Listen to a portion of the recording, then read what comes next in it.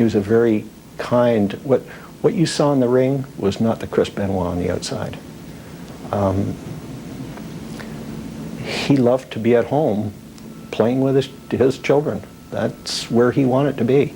So when Chris's father, Michael, first learned of his son's death, the gruesome details made no sense. He phoned me on Father's Day, which was a week before. And I said, you know, how are you going? What are you doing? And he said, unfortunately, Dad, I'm on the road. It's Father's Day today. I wish I was home with my family. So a week later, we end up with this tragedy. Behind those closed doors this June, Chris Benoit did the unthinkable.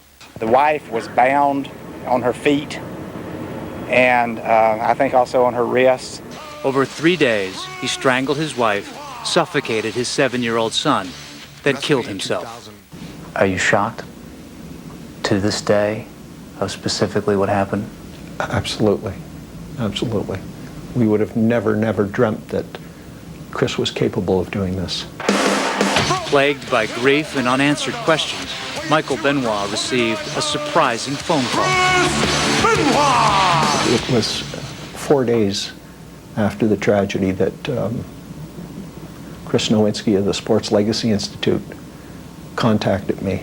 I told him I think there was something worth investigating. That I thought brain injuries may have played a role in what happened, and it was worth doing the studies. What did you think about it then? I was grasping for anything. The world was very black. I mean, we didn't even know how to deal with this.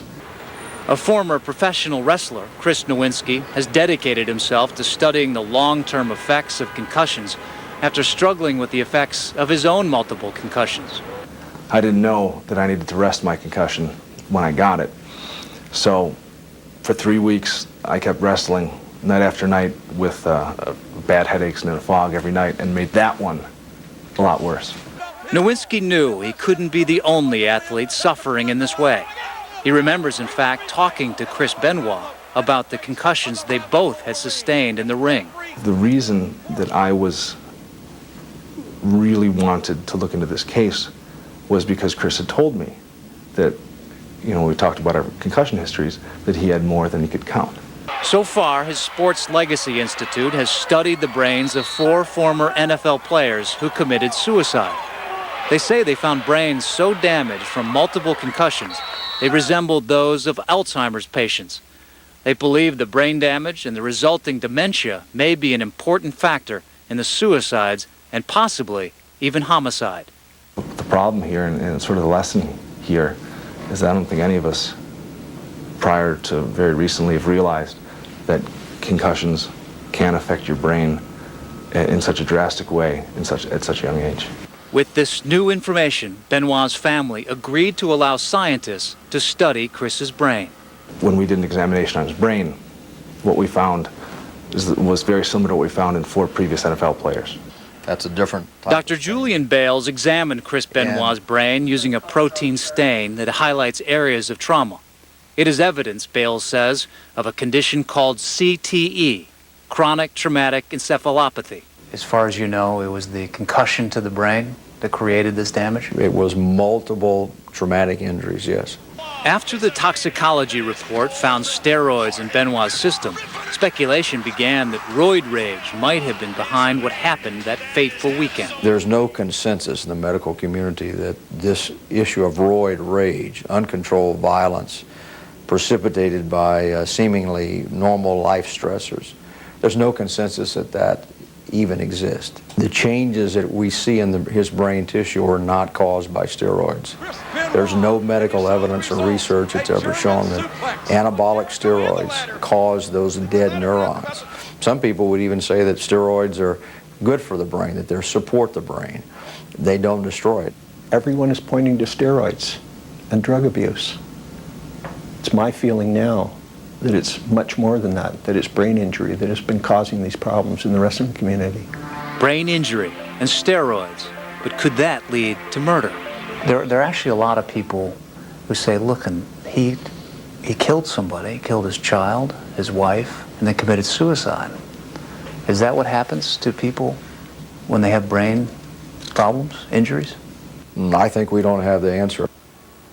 Chris Benoits. The get back in the game mentality of professional athletes can make brain injury prevention difficult. I got elbowed in the head, and I had double vision.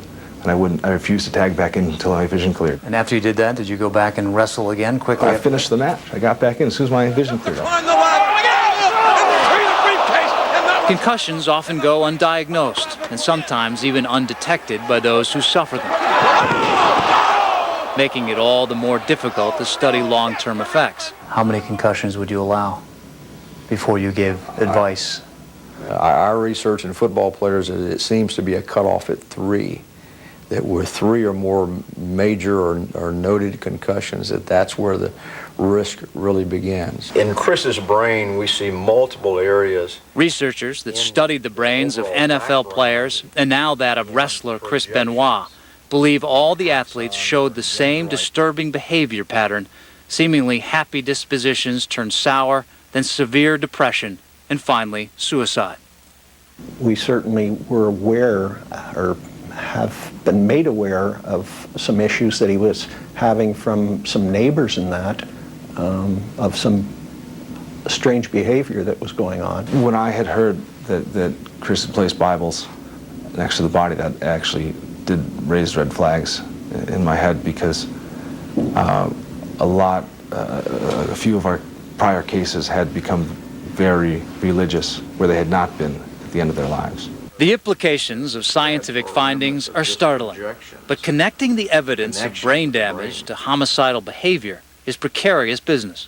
Do you believe, as a doctor, that the condition of his brain, the way you discovered it, had an impact on what he did when he killed 2 people and committed suicide? That's a very hard question to answer, and the workings of the human brain, especially when violence of that type is carried out, I don't think anybody in science or medicine knows.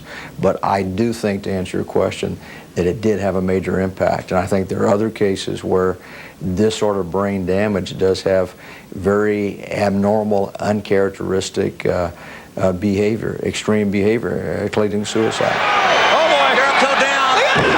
Cross face. But I think by now everyone's seen the pictures of him jumping off the ladder and jumping off the top rope and being hit over the head with the chairs.